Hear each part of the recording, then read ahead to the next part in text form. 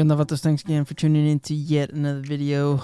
Infamous coming at you live from the West Coast yet again. Here we are installing the rear frame sliders slash passenger foot pegs. So this is just me loosening up that little plastic cover on these bolts, and then I grabbed the needle nose pliers and just gave it a counterclockwise twist to these, and they were able to come off fairly easy.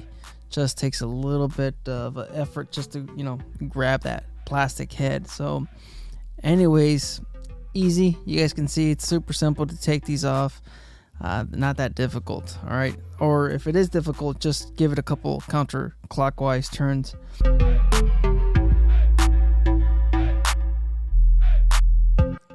All right, so let's go ahead and just grab some Loctite. This just ensures that the bolts aren't going to come out because of the vibration and all that good stuff on these Harleys. So they used to be a lot worse, and they're not that bad anymore. So a little bit of Loctite. You guys can see that I provided some washers myself. I went to my local Harbor Freight store and I picked up a set of washers. So that's why in this video you can see that I have washers, but if you see the unboxing video, you don't have any washers provided with this kit. So just a heads up, you'll probably have to buy some washers. So here it is again.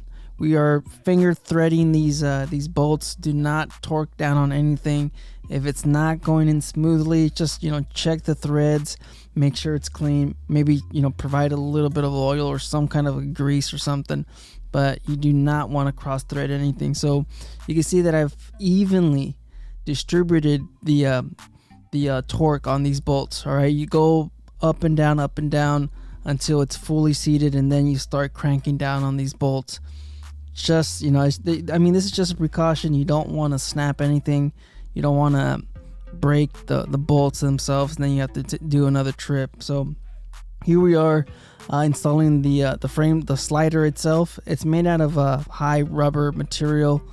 It's pretty solid in my opinion, but I believe you could also get these in different lengths. This, I believe, is about a 4-inch frame slider. They also sell them in 6 inches. So it's up to you guys. If you guys want this a little bit further out, you could, you know, of course you could buy that separately. So yet again, more Loctite on this thing, and this just ensures that the bolt's not gonna come out during all the vibration. So here comes the difficult part of the installation, is we have to remove the bracket. So this might depend on your bike, on what type of exhaust you have, but for the most part, I believe most aftermarket pipes, you'll have to remove your muffler, and you'll have to remove the actual bracket for your aftermarket exhaust.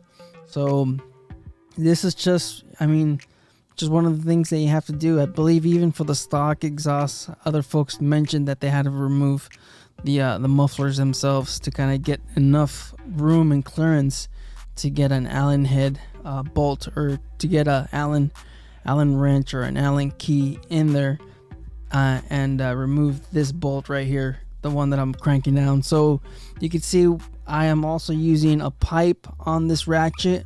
That just gives me a little bit more leverage. If you're having difficult breaking these bolts, of course, get a pipe, and it just gives you a little bit more leverage on the on that bolt, and it just makes it a little bit easier to go ahead and get this stuff off. So there's a tip.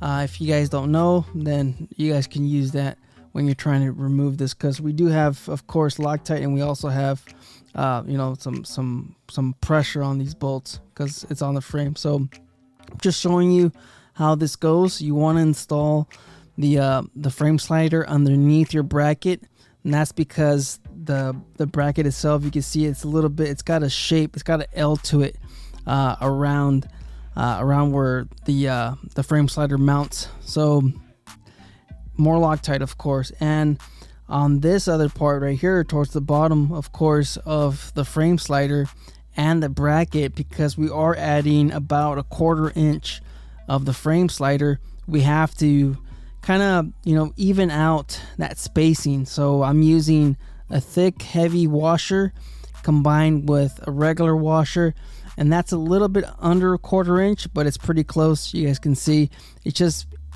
you know, it just kind of evens out because of the spacing of the frame slider is now underneath the exhaust bracket. We don't want to you know, we just want to keep it even, and that's the reason why I added a couple washers. You could probably not do that, but you'll probably end up maybe bending the metal or cracking something or breaking a bolt or something like that because of the way it mounts. All right, so once again, finger threaded, we're evenly tightening these bolts. All right, we're not going, you know, one too heavy on one side. We are just seating them a little bit and then moving on to the next one, seating it and then moving on to the next one. And then once everything's well adjusted and seated, then that's when we start to crank down on these bolts.